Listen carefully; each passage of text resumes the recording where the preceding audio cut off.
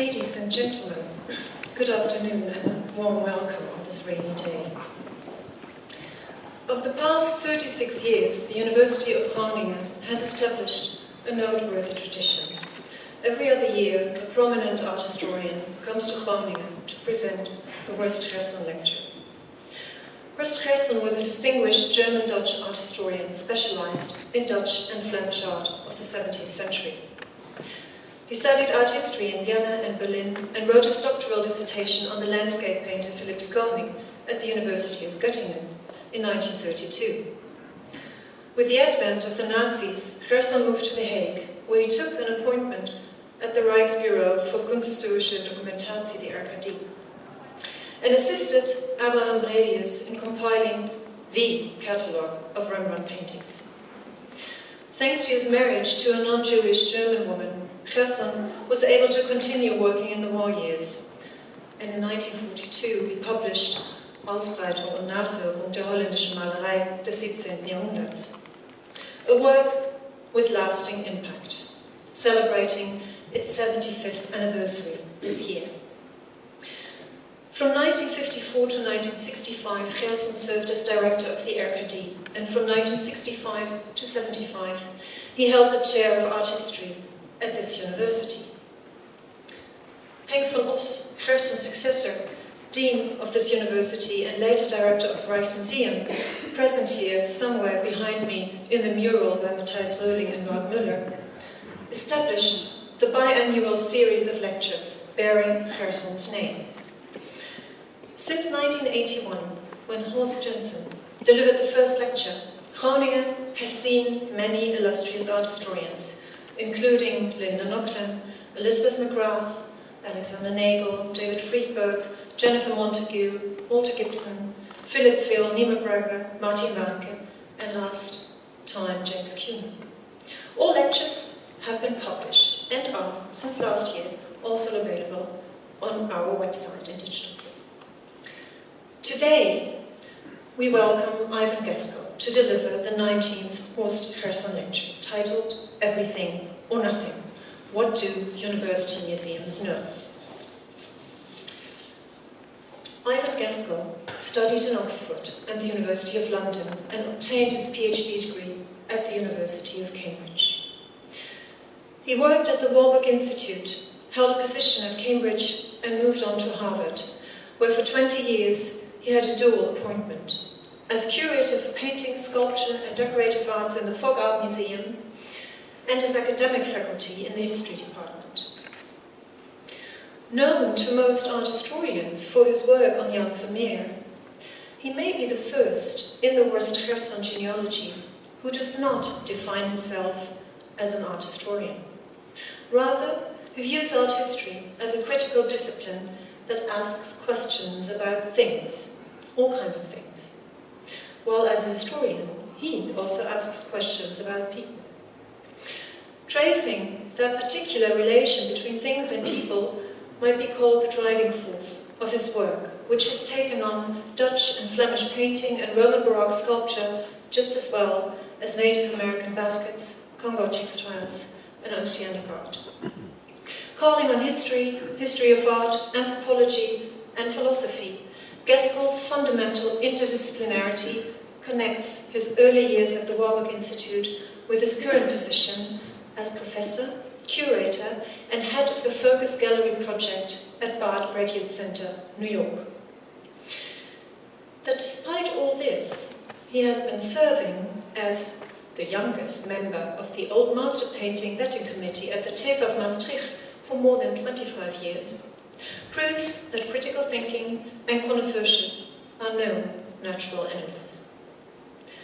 Among Gaskell's many, many publications, let me single out Vermeer's Wager, Speculations on Art History, Theory and Art Museums, published in 2000, Museums and Philosophy of Art and Many Other Things, a two-part article published in Philosophy Compass in 2012, and the edited volume Tangible Things, Making History Through Objects, published by Oxford University Press in 2015. And forthcoming, I'm so sorry, here we go.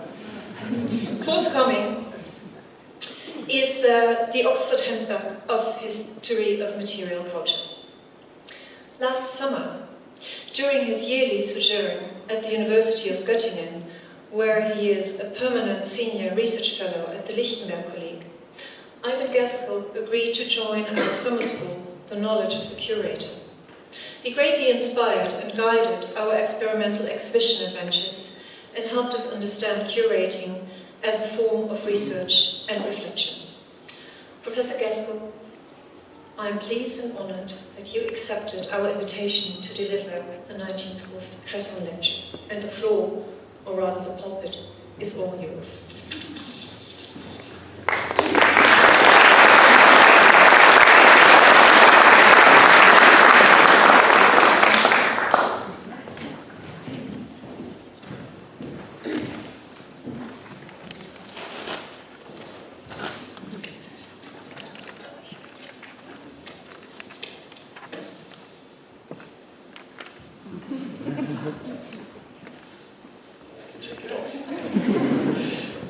Ik heb gedacht dat het belangrijk was om iets in het Nederlands te zeggen.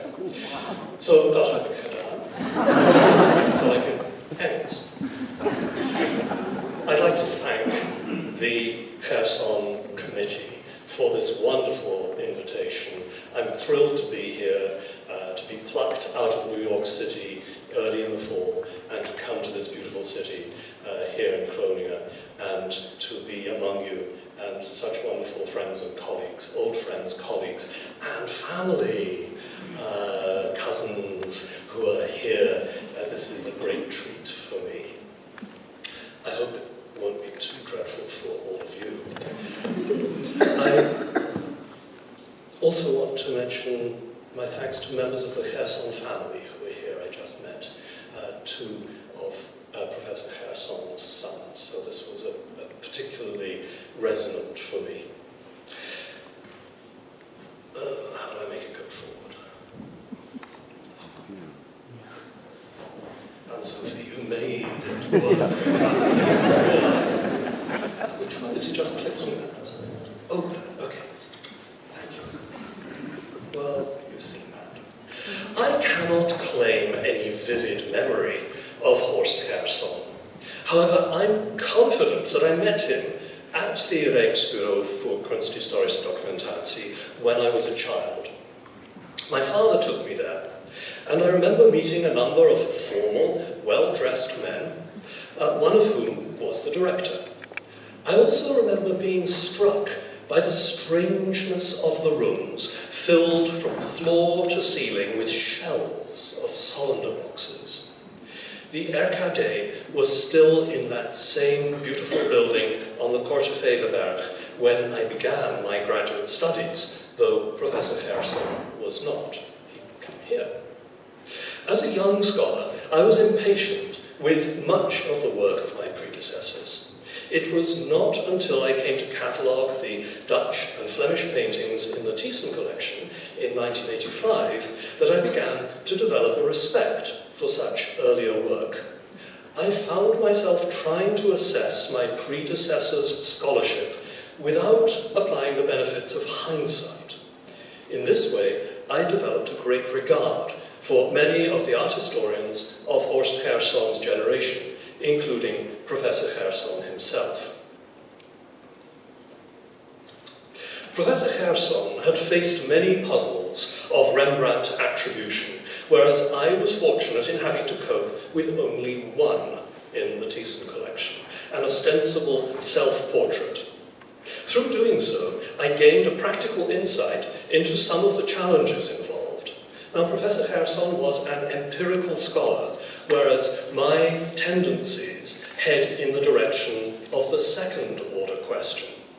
Therefore, I think of the matter of Rembrandt attribution not in terms of a finite solution to an empirical question, which works did Rembrandt himself create, but rather as an epistemological riddle to which the answer may satisfy philosophers, but appall art historians. And that answer is, each generation gets the Rembrandt oeuvre it creates for itself.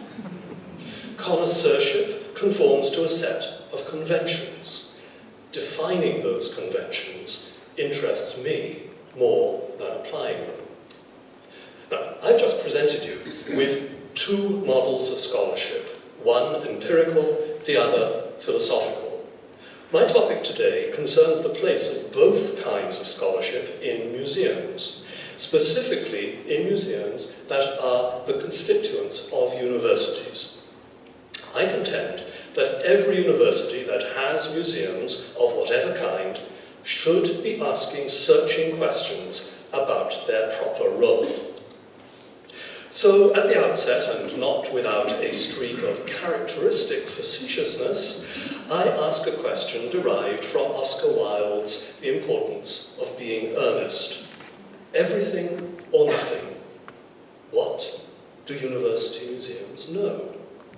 Now, in exploring this question, I shall refer to a great variety of material, from etchings to insects, from paintings to jellyfish. I shall sketch the origins of university museums as encyclopedic in the 18th century and their division into disciplinary collections in the 19th. I shall show how things were acquired, either on purpose or by chance, as university museums, along with academies, government bodies, dealers, and private individuals, scoured the world for things that could be described, identified, categorized, stored, and displayed in order to know that world. I shall then argue that this way of making knowledge claims was displaced by the rise of experiment and abstraction in the 20th century, so that museums lost their relevance. Yet, I shall argue that new transdisciplinary scholarship can reactivate those museums, especially in universities, if they reach across disciplinary boundaries. Museums have never been more in the public eye than at present. The social prestige attached to art ensures that art museums receive particular attention. But developments occur in other kinds of museums too. What is the role of museums within universities? Can museums that are parts of universities contribute to the generation of scholarship? Or are they merely subsidiary, serving at best as teaching tools? Fostering public relations, offering public instruction and recreation is part of the duty of most museums, but it is not their only function, any more than teaching undergraduates is the only function of universities. Many university museums provide a channel for mutual engagement between the public and the university, and this strikes me as admirable, but it is also incidental to their purpose. The fundamental purpose of all university museums is the same as that of any other academic unit of a university. That is, the generation of knowledge claims based on research, scholarship, and teaching. Now, some university administrators imply that the generation of knowledge occurs not in university museums, but elsewhere in the university, and that university museums are no more than conduits for transmitting that knowledge. When publicizing such work takes precedence over doing that work itself, university museums soon become incapable of generating knowledge claims themselves. If university museums are to be sites of scholarship, what kind of scholarship can they conduct? Can it contribute to theoretical discussion? Or must it be confined to empirical matters, such as forever refining taxonomies, whether of artworks or algae?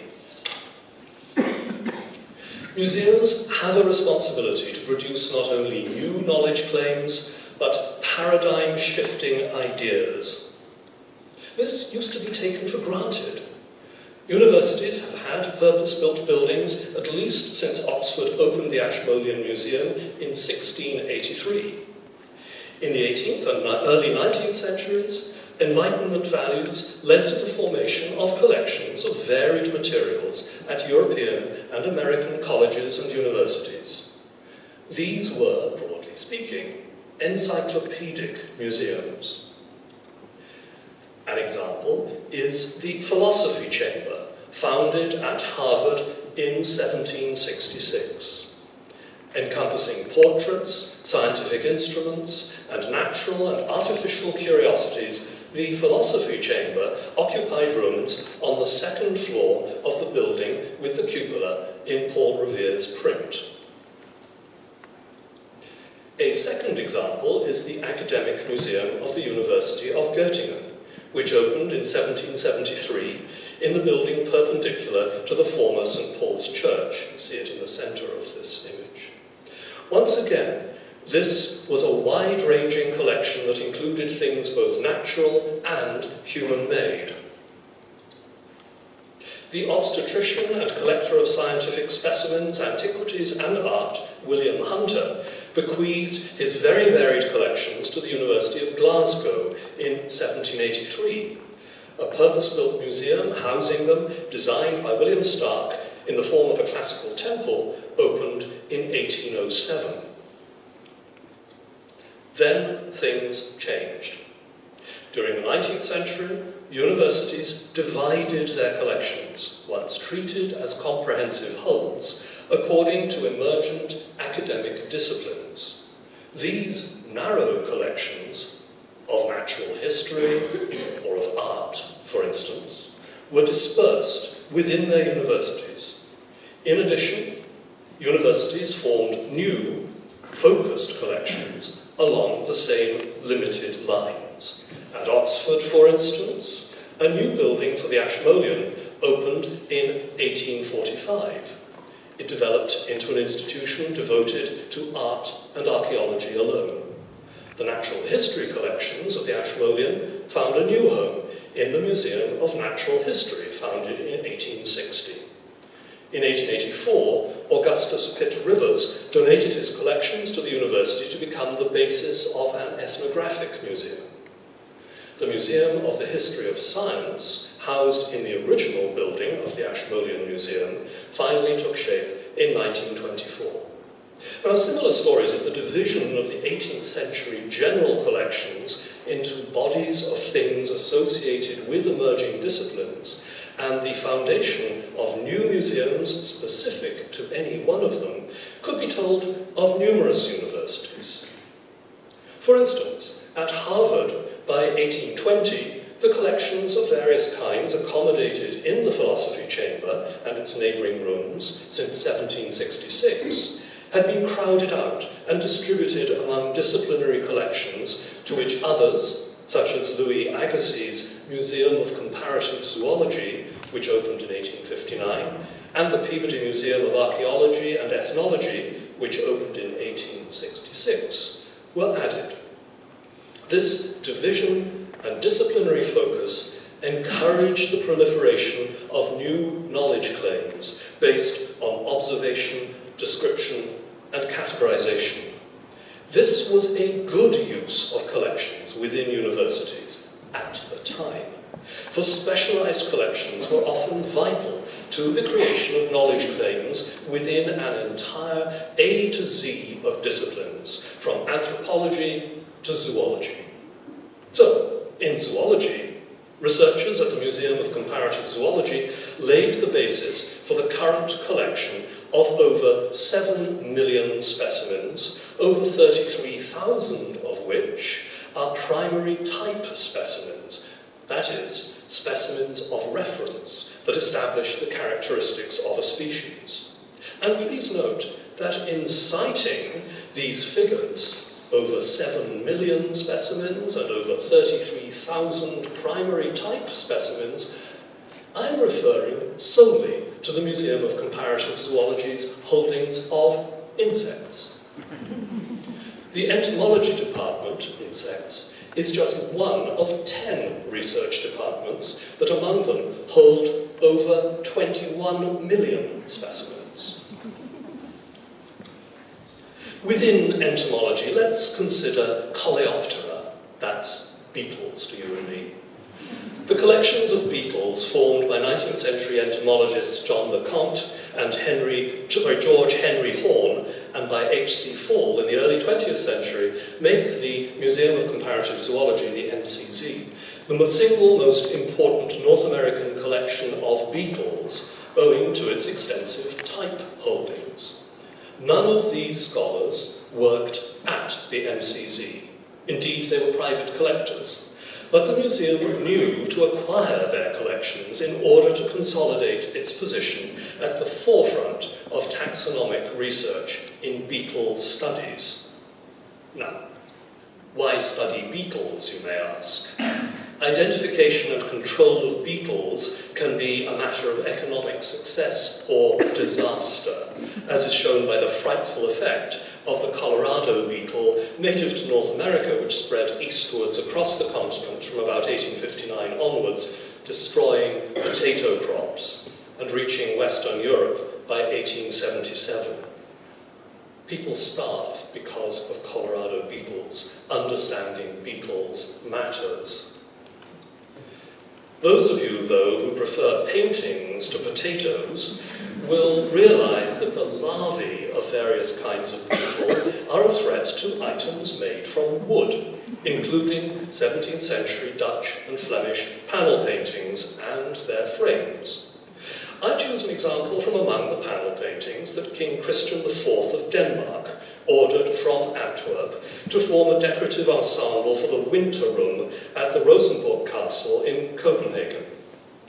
Horst Gerson drew attention to these works in his study of 17th and 18th century Dutch artists who travelled to Denmark.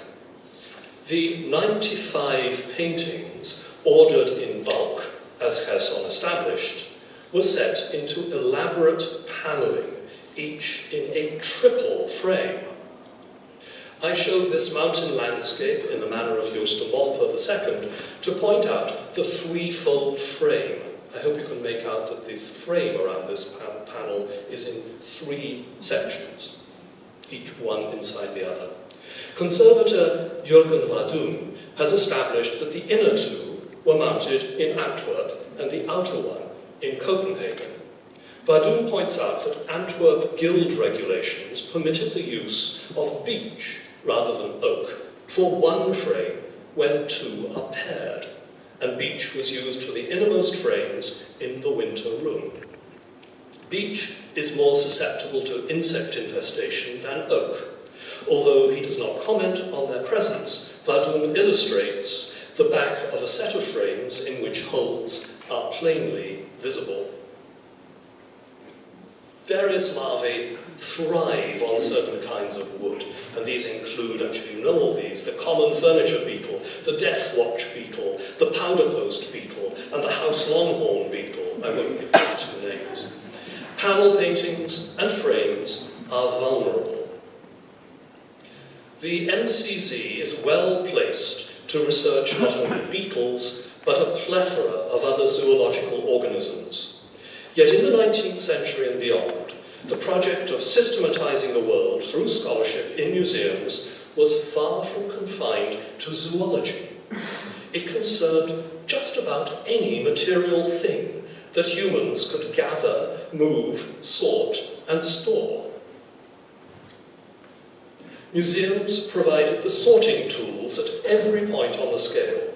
The large scale concerned the emergent disciplines themselves, whether anthropology and archaeology, art, history, science, technology, or medicine. At the fine end of the scale were distinctions within kinds of things, such as among species of beetles, or states of Rembrandt's etchings.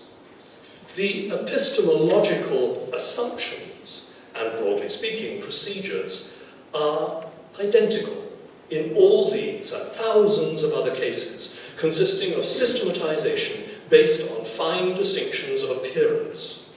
Now, this is what museums were and remain good at. This was a vital element of scholarly inquiry throughout the 19th and for much of the 20th centuries. Museums, redefined by the mid-19th century as specialist groups of scholars attending to specialist collections, were highly effective as institutions for generating such knowledge claims about the observable world. We think of museums as institutions where selected parts of the world are gathered, sorted, described, stored, and displayed. Yet, people had to gather those things in the first place. Most museum collections, though, are often unpredictable mixtures of things deliberately acquired and chance donations. As Ethan Lasser and Lola Sanchez-Jolegui have shown, the collection of the Philosophy Chamber at Harvard, housed in Harvard Hall, newly rebuilt, as we've seen, in 1766, included some things bought purposefully. These included scientific instruments, such as the Globe electric machine ordered from London in 1766, and the portrait by John Singleton Copley of Nicholas Boylston, who had endowed the professorship of rhetoric and oratory in 1771. But many other things entered solely on the initiative of the donor. For instance, James Bowden III, class of 1771, gave a group of European marble samples to the college in 1796. John Singleton Copley, who had received several portrait commissions from the college, gave a number of mezzotints after his paintings, including his celebrated work of 1778 that had secured his reputation in London, which is known as Watson and the Shark. The foundational use of all these things, whether purposefully or serendipitously acquired, was for observation. Observation of the generation of electricity, observation of the character of a benefactor inferred from his physical appearance, observation of the properties of forms of a single mineral, observations of heroic human actions represented in print. And observation proliferated as people of European origin spread across the globe, observing the world with ever more precise instruments for surveying, magnifying, and measuring. Among the most ambitious attempts at measurement in the 18th century were those based on coordinated, minutely accurate observations made at sites worldwide to calculate the distance of the planets, including the Earth, from the Sun, and from one another. Now, Venus moves across the face of the Sun, as seen from the Earth, approximately every 113 years, with 2 transits separated by 8 years. Observations of the transit from different parts of the world could be used to calculate the distance of the Earth from the Sun by triangulation. A plate from Christian Meyer's 1769 publication shows the geometry involved. I think you can make out that this is a matter of triangulation. For the 1761 transit, observers were sent from Britain, France, and Austria to Siberia, Madagascar, Norway, Cape of Good Hope, and Newfoundland. And in 1769, the Royal Society of London sent observers to recently discovered Tahiti and northern Norway, while others went to Hudson's Bay, Baja California, and St. Petersburg. One expedition in 1761 was from Massachusetts to Newfoundland, led by Harvard's Hollis Professor of Mathematics and Natural Philosophy, John Winthrop. Winthrop had to take the most accurate instruments possible with him. These included Winthrop's own reflecting telescope, made by James Short in London in about 1758. He used the same telescope 8 years later for the 1769 transit of Venus. When John Singleton Copley painted Winthrop's portrait in about 1773, he included the telescope Winthrop had used to observe the transits of Venus as a kind of attribute, a defining device. The college acquired the telescope following Winthrop's death in 1779, and it remains a reminder of the kind of expedition undertaken by learned societies, universities, and their museums from that time onwards. John Winthrop's things that entered Harvard's collection and that the college acquired for his and his successors' use are means by which they made observations rather than things themselves that they observed. Yet, observable things were entering university collections at the same time, acquired in the course of far-flung expeditions. Although one of James Cook's responsibilities during his first voyage to the Pacific was to observe the transit of Venus in 1769 from Tahiti, and when I say observe, this means making really accurate measurements of the length of time it took Venus to cross across the face of the sun. The expedition, Cook's expedition, also gathered natural history specimens and artifacts. Joseph Banks, who was to become the long-serving president of the Royal Society in London, acquired many culturally highly valued things, including a kataka, a Maori linen cloak fringed with dog hair from Aotearoa, New Zealand. Each kataka embodies chiefly status and prestige in a particular lineage, but is also a mantle of power, enveloping its wearer in the protection of the creator deity within its fabric. On his return to England in 1771, Banks commissioned a portrait from the American artist in London, Benjamin West, in which he's shown wearing the kataka. Banks gave the kataka and various other highly charged Maori items, including 4 patu, which are hand clubs, you see one on the screen, to his Oxford College, Christchurch. They thereby entered a university collection. They were later consigned to the Pitt Rivers Museum, founded, as we've seen, as an ethnographic museum in 1884. When Joseph Banks withdrew from serving as naturalist on James Cook's second Pacific voyage in 1772, the father and son team of Johann Reinhold and Georg Forster took his place. Between 1772 and 1775, they made extensive collections of natural history specimens and artifacts in Oceania. Johann Friedrich Blumenbach, whose scholarship brought together medicine, natural history, physiology, and ethnology, was the professor at the University of Göttingen responsible for its academic museum. He lobbied the Privy Council of Hanover for material from Cook's 3 voyages.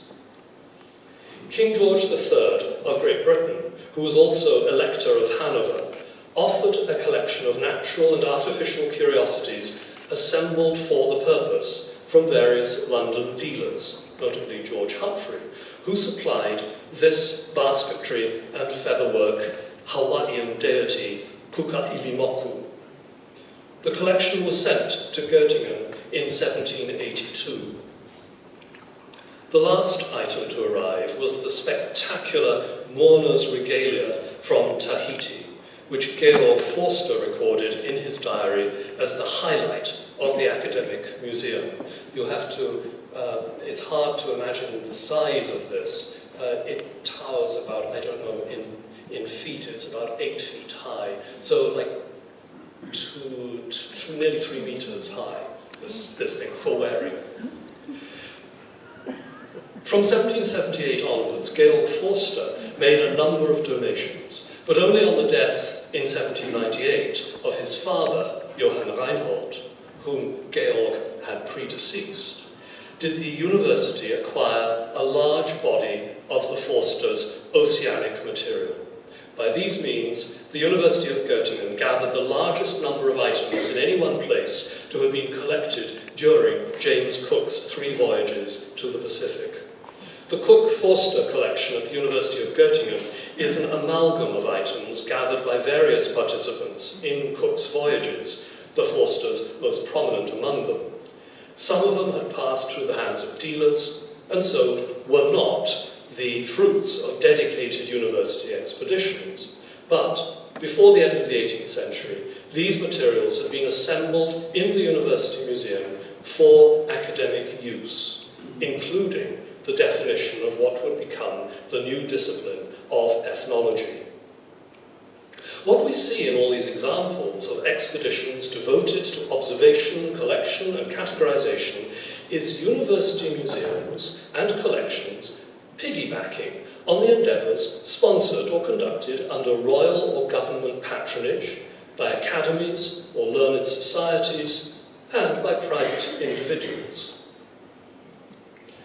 Private collectors could finance their own projects by arranging to, and I quote here, supply duplicates to museums and amateurs, as Alfred Russel Wallace put it in the preface to the Malay Archipelago, published in 1869. His account of his 8 years spent collecting natural history specimens, over 126,000 of them, in what is now Malaysia, Singapore, and Indonesia. And that is not a spelling mistake. Russell has 1 L. For example, the Cambridge University Museum of Zoology acquired bird skeletons, skulls, and skins that Wallace had collected in the Malay archipelago. Among them was a skin of the spectacular rhinoceros hornbill, and here it's represented by a taxidermic mount recently on the market. Now, the number of beetles, I'm sure you all love beetles, the number of beetles Wallace collected far exceeded the birds, reportedly over 80,000 specimens. Wallace profited from the specimens he sent back to Britain, where his agent sold those he did not wish to retain. This allowed Wallace to remain in the field between 1854 and 1862. He was out there in the Malay archipelago and adjoining regions for 8 years. Such a lengthy expedition would not have been feasible for members of a university or a museum. Yet, at this time, universities were mounting expeditions of their own. But before turning to an example of a celebrated university museum expedition, I want to draw your attention to expeditions undertaken with predominantly commercial ends, those of British art dealers to continental Europe to acquire artworks displaced during the French Revolutionary and Napoleonic Wars. Various art dealers scoured the continent, but it was the London dealer John Smith who realized that methodical observation and categorization of more than his own stock was necessary if reliable information about old master paintings was to be established and made available. This meant first-hand examination. The result was his 9-volume work, a catalogue raisonné of the works of the most eminent Dutch, Flemish, and French painters, published in 9 volumes between 1829 and 1842.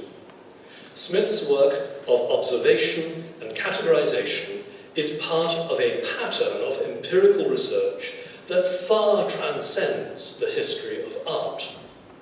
It has a particular significance on this occasion because Smith's was the monumental work on on which Cornelis Hofstede de Groot based his own catalogue raisonné in the early 20th century. And this was the very foundation of the Rijksbureau voor Kunsthistorische Documentatie. And so Smith's work is the direct ancestor of that of Horst Gerson.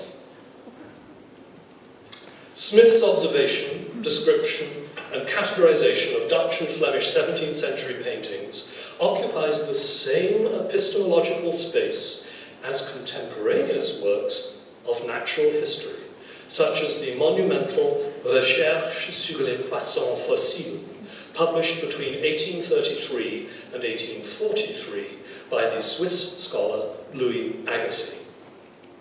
The growth of disciplinary specialization, notably at universities and their museums in the 19th century, means that now most art historians are only interested in art, and ichthyologists are only interested in fish.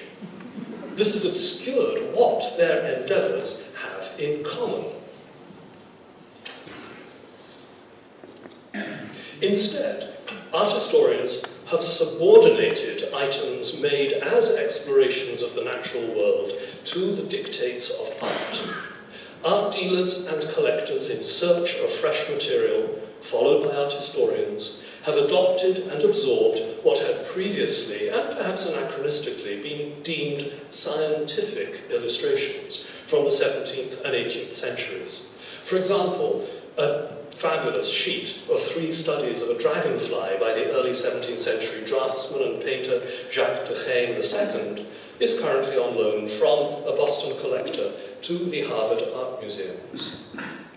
If art collectors and art historians have adopted 17th and early 18th century visual material produced in pursuit of natural history knowledge, the same cannot be said invariably of later scientific illustrations, which are often of extremely high quality. Now, as I'm sure you all know, letterpress and intaglio prints require different printing processes, so engraved illustrations were considerably more expensive to produce than were woodcut illustrations that could be combined with text for printing on the same press. It's a lot cheaper. Some art publications in the middle of the 19th century incorporated high-quality translation engravings. For instance, the Gazette des Beaux-Arts, which began publication in 1859 under the editorship of Charles Blanc. The April issue included a foretaste of Blanc's forthcoming catalogue raisonné of the works of Rembrandt. It included a separately printed dry point by Blanc himself after a Rembrandt self-portrait. But the incorporation of fine woodcuts was the standard means of reproducing art. Thus, in her pioneering and influential 2-volume study published in 1848, Sacred and Legendary Art, Anna Jameson uses a woodcut to illustrate the Archangel Raphael, a reversed detail of Rembrandt's celebrated painting in the Louvre. Now, returning to a comparison I mentioned earlier of John Smith's catalogue raisonné, published, if you remember, from between 1829 and 1842, and Louis Agassiz's Poissons fossiles, published between 1833 and 1843, so at much the same time, it seems ironic that Smith's volumes, devoted to the categorization and description of paintings, should be illustrated with just a few plates. Gerrit Douw's Dropsical Woman in the Louvre is the first, opposite page 32 in volume 1 of only 6 plates in that volume. By contrast, the illustrations in Agassiz's Poissons fossiles are of an entirely different quality and quantity. These plates, I think you might agree, stun the viewer even now. The plates in Agassiz's subsequent publications are even more spectacular. Take his massive 5-volume work, Contributions to the Natural History of the United States, published between 1857 and 1877. Agassiz was appointed to head the new Lawrence Scientific School at Harvard in 1848. His assistants prepared newly acquired specimens and drew them for lithographic reproduction under Agassiz's own supervision. Jacques Burckhardt was his principal artist. His lithograph of a lion's mane jellyfish, which is, I won't give the Latin name, astonishes those who come across it as a triple fold-out plate in Volume 3, published in 1860. It is surely one of the most arresting prints of the 19th century, but has yet to be treated as art. Maybe that's not such a bad thing. In 1859, Agassiz opened a new museum at Harvard dedicated to his theories of observation and categorization, which he named the Museum of Comparative Zoology. This was a collection for both research and the inculcation in his students of the careful and precise recording of observations of specimens. 1859 was the year of publication of Charles Darwin's On the Origin of Species. Agassiz spent the remainder of his life attempting to refute Darwin's theories of instability of species, natural selection, and responsiveness to local environment and evolution. In 1865, with the financial support of the banker Nathaniel Thayer, Louis Agassiz undertook his first foreign expedition with the aim of refuting Darwin's theories. It was the first to place a university museum in the forefront of the kind of expedition-based research that had hitherto been the province of royal or government patronage, academies, learned societies, and private individuals. Agassiz's destination was Brazil. His party included his wife, Elizabeth Carey Agassiz, 4 fellow scientists, 6 of his students, and the artist Jacques Burckhardt. Many of Burckhardt's Brazilian watercolors were adapted as illustrations to A Journey in Brazil, Louis and Elizabeth Agassiz's account of the expedition, published in 1868, which was basically written by Elizabeth Carey Agassiz. Burckhardt made sketches of specimens, notably fish, collected in both the Rio de Janeiro area and in the Amazon. Fish were one of Agassiz's principal obsessions, and he returned with innumerable specimens, identifying near-identical instances from different locations as separate species. Now, you can't make this up. The future psychologist and philosopher William James, then at the Harvard Medical School, was one of the students on the Thayer expedition. He was a brilliant draftsman, and he satirized Agassiz's proliferation of species in a caricature depicting its return as a procession. You might just be able to make out a stick figure holding a placard announcing 40 billion new species of fish. Agassiz, though, did not confine his observations and categorization to fish, let alone the zoological sphere. He observed and categorized human beings in a complex society known for ethnic intermixture. Agassiz's work had earlier been used by apologists for slavery in the USA, owing to his adherence to a theory of polygenesis, that is, the separate origin of the various human races. In Brazil, where, to remind you, slavery remained until 1888, he was eager to document not only instances of what he thought of as racial purity, whether white, black, or indigenous, but also what he termed, I quote here, the evil of this mixture of races. For this purpose, he employed photographers in Rio de Janeiro and Manaus on the Amazon. He had some of these photographs translated into woodcuts to illustrate his and his wife's published account. Others were suppressed until their publication in 2010. Some are hard to look at, for we now resist regarding human beings as specimens. You may be thinking that considerations such as these have taken us a long way from art and art history, but this is not the case. Among Agassiz' carefully categorized photographs, allegedly exemplifying racial purity, is an image of the bust of the Apollo Belvedere. Many in 1866 still regarded it as the cynosure of male perfection.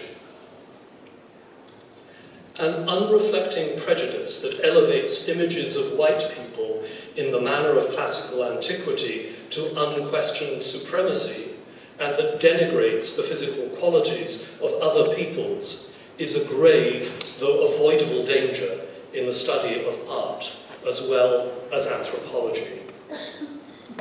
That said, it is well established that a taste for the warts and wrinkles, as shown by Rembrandt, never conformed with the more classicizing taste. So perhaps we can see those who favour his art as, in some cases at least, being prepared to take people as they find them, potentially seeing something of value in anyone, regardless of status or ethnicity. Now, the work of the University Museum expedition doesn't end with its return. Processing the materials brought back is an enormous task. In the case of the Thayer expedition to Brazil, considerable quantities of specimens had not even been processed by the time of Louis Agassiz's death in 1873.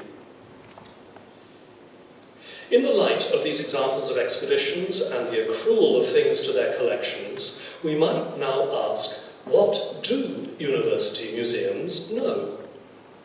The answer might be that those responsible for university museums have come to realise that they have become increasingly marginalised within their universities because of the way in which scholars make knowledge claims has increasingly left behind dependence on collection, observation and categorisation.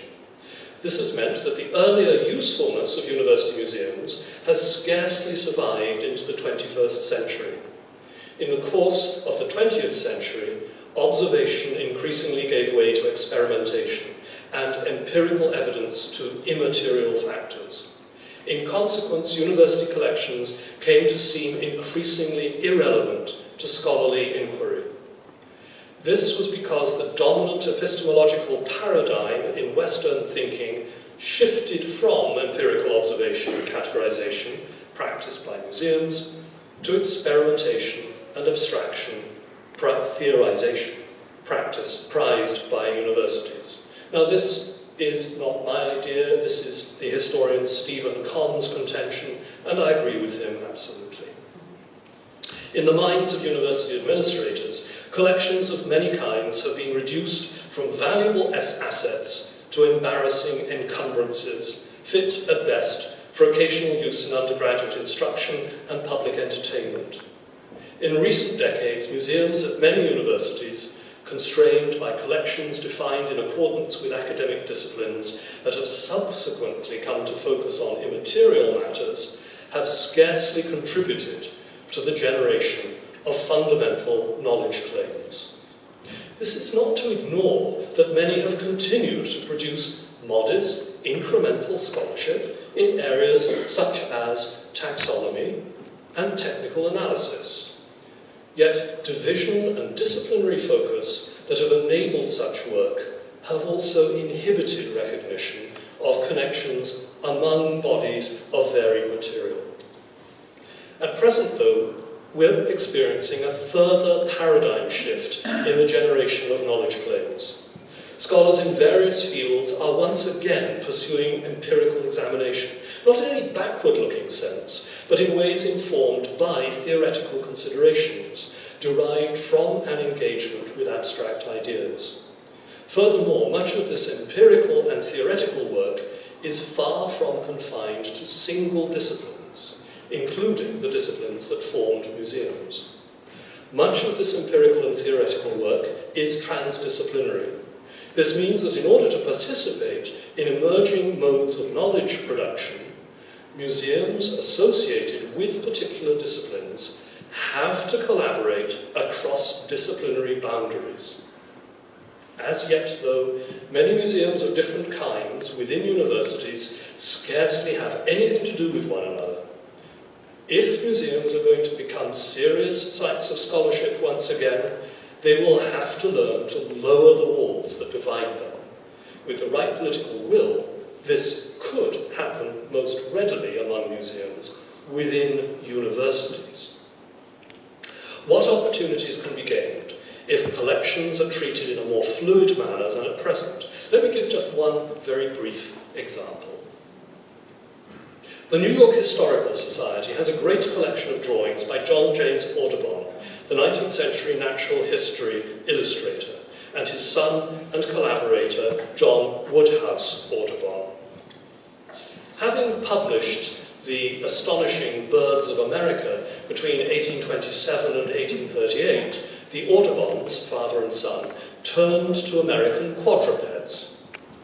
My students and I were able to study drawings by the father and son, raising questions of purpose, process, and authorship. Many of their taxidermic mounts of birds and small mammals had entered the New York Historical Society with their working sketches and drawings. However, in a fit of museum categorization, according to which taxidermic mounts have no place in a history museum, those mounts were transferred to the American Museum of Natural History. As my students and I were poring over drawings by the Audubons of bats, the curators opened a box and unwrapped 2 taxidermic mounts. They were the beautifully preserved bodies of 2 species of bat. Suddenly, we saw the drawings of bats in a wholly different way. We were looking at 2 of the very bats that the Audubons had drawn right next to the drawings themselves. As luck would have it, the bats had been overlooked when the other mounts were sent to the American Museum of Natural History. It was quite clear that strict adherence to the categorization whereby drawings many regard as artworks are invariably separated from scientific specimens deprives scholars of the opportunity to view things together that in another sense belong together intimately. One might imagine that the presence of museums of different kinds within various universities would permit a certain experimental intermingling of things from those collections, yet this would rarely seem to be the case. The year before I taught the seminar I just described, when I was still at Harvard, my long-term collaborator, Laurel Thatcher Ulrich, and I had organized an exhibition called Tangible Things, also exploring categorization. The exhibition comprised 280 objects and drew on 17 Harvard collections. We conceived the exhibition to complement a lecture course we taught together, for which all the assignments were drawn from the exhibition.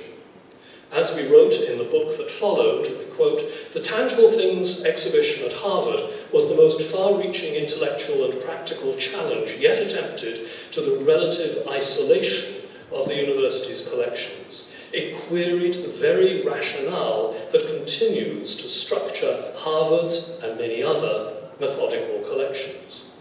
We did this in the belief that the future of academic work in many fields will depend on far greater permeability among collections than is the case at present.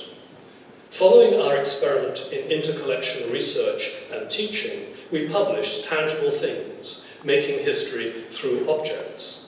However, I don't think that Laurel Ulrich and I succeeded in breaking down inhibitions within the university regarding its collections, other than temporarily.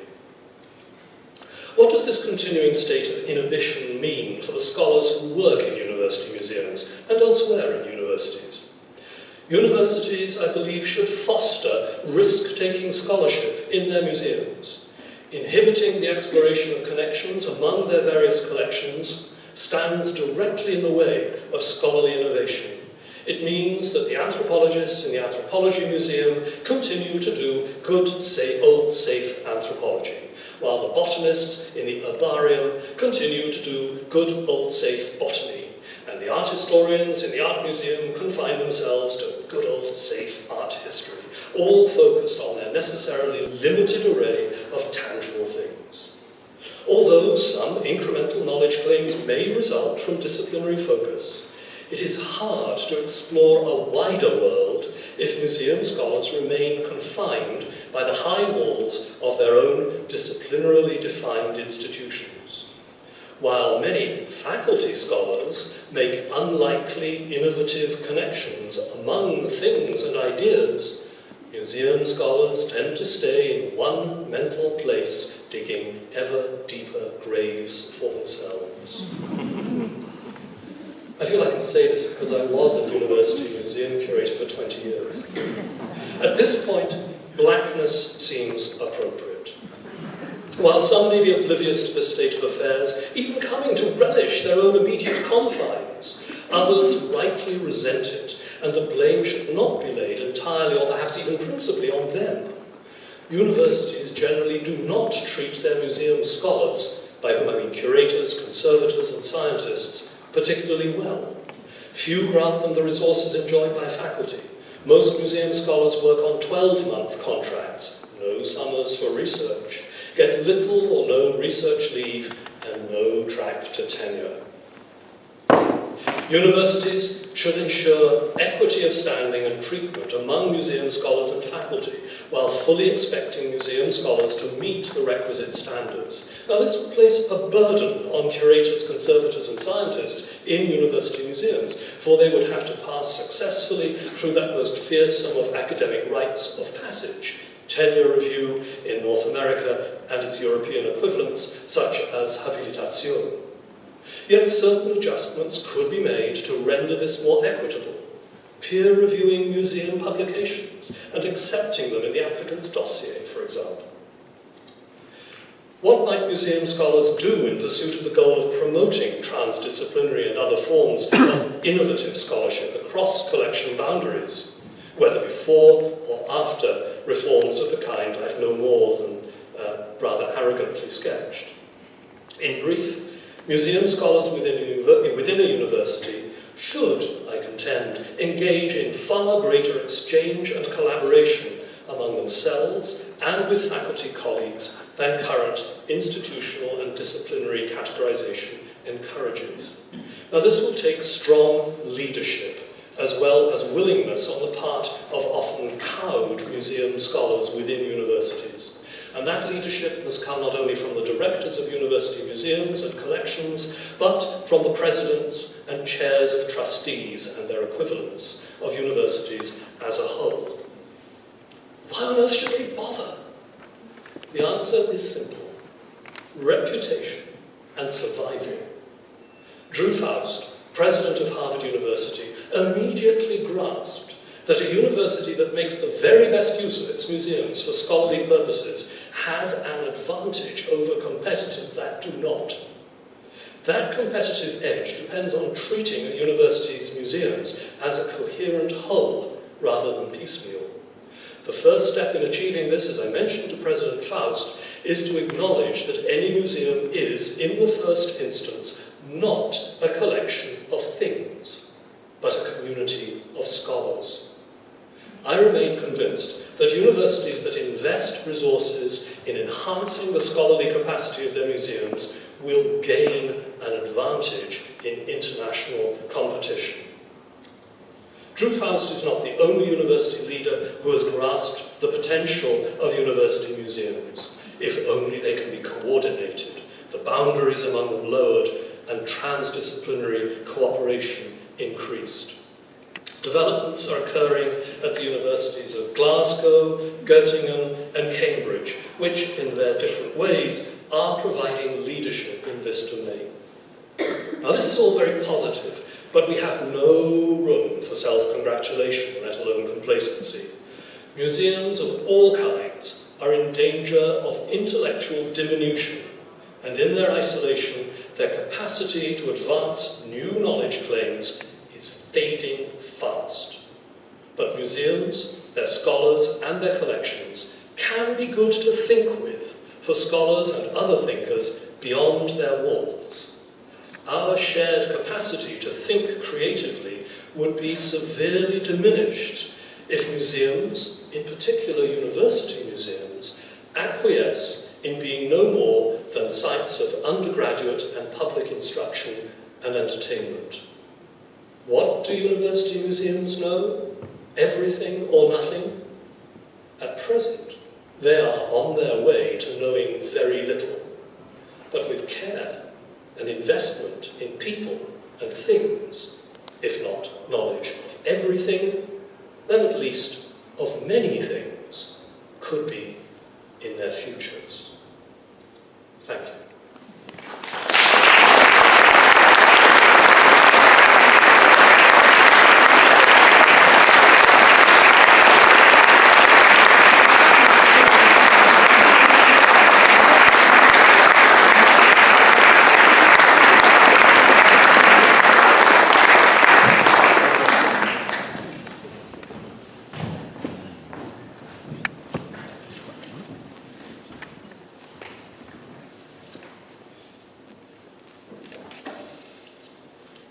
Thank you, Ivan Gaskell, for your erudite, far-reaching lecture and empowering call to relish and develop the University Museum as a place where art historians and ichthyologists can rediscover their common grounds.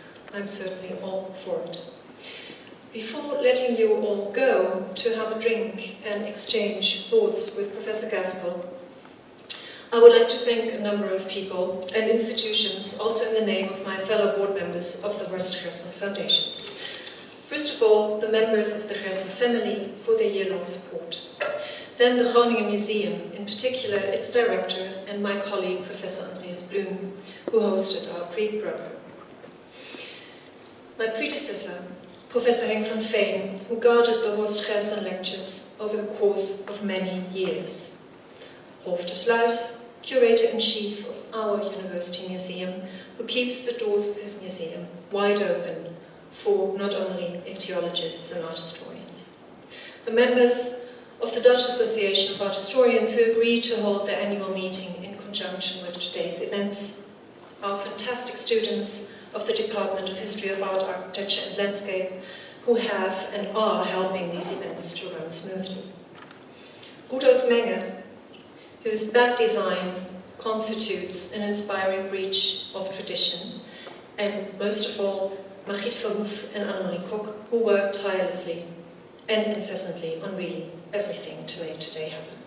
Finally, we are grateful to our sponsors, the Groningen Museum Salon, the Gifted Arts Foundation, the KP Bond Foundation, and the board of the Faculty of the Arts, who made the lecture and its publication possible. Now, before you applaud again to thank Ivan Gaskell and you, I have 3 short practical remarks.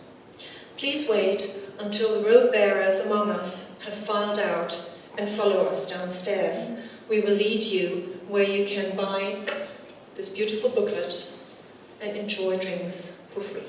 Thank you.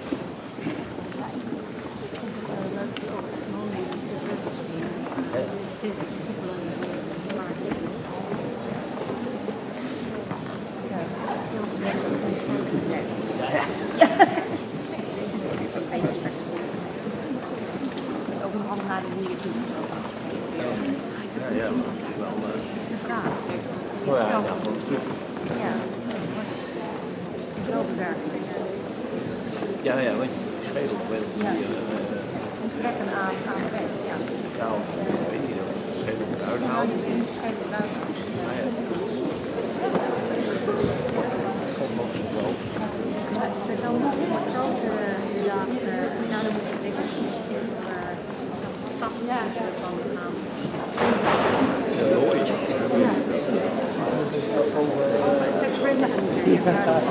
Wat frequenties van kopversnelling. Ja, maar dat heb je ook niet. Nou ja, wat je ziet in de films, maar dat hebben ze daar echt. Ze zijn er gewoon echt. Voor de ouders is het heel raar, maar ja, het zijn gewoon de mensen die de rest echt mensen staan. En ze hangen daar gewoon in zo'n wieletje.